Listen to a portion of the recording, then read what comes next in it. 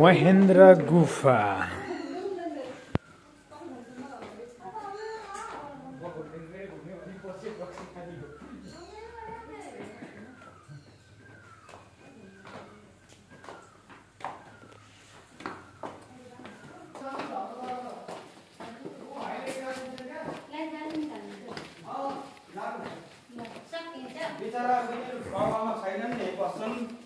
तपाईहरुलाई देखाइदिन्छन् यस्तै हो यसो 12 वर्ष भयो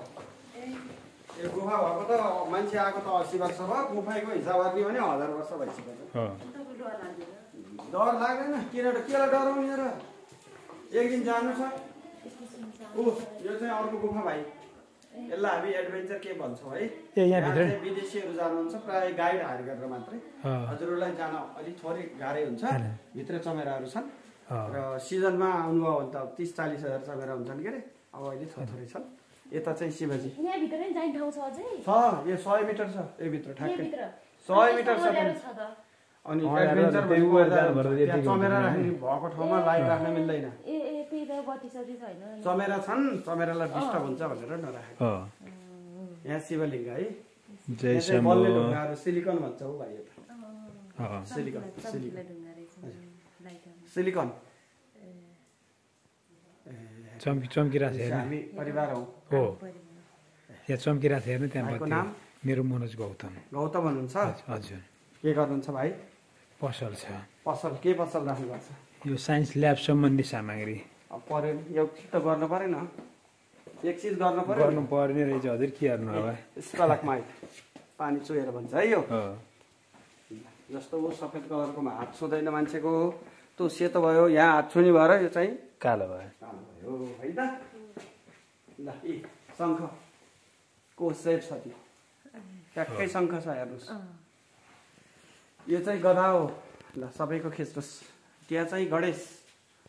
यो चाहिँ अब गुफाको लाइन स्टोन भन्ने थाहा छ हजुरलाई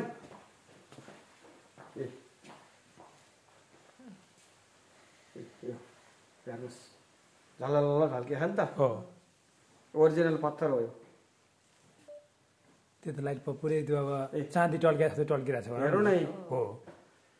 हाम्रो देशको सम्पत्ति होइन त ल यो चाहिँ हाम्रो लगभग कति यो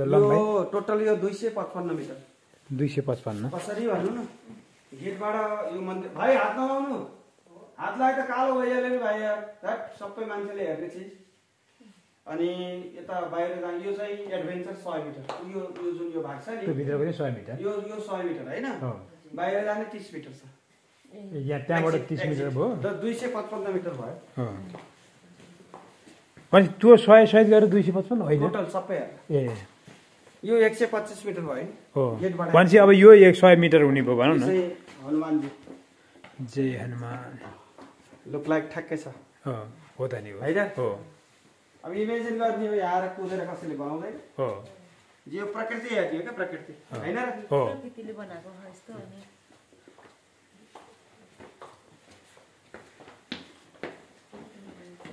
यो चाहिँ नागदेवता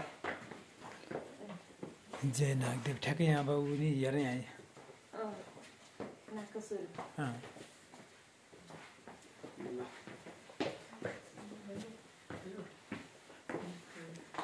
यो भित्र चाहिँ जलकुण्ड पवित्र जलकुण्ड यो पानी बगिरहन्छ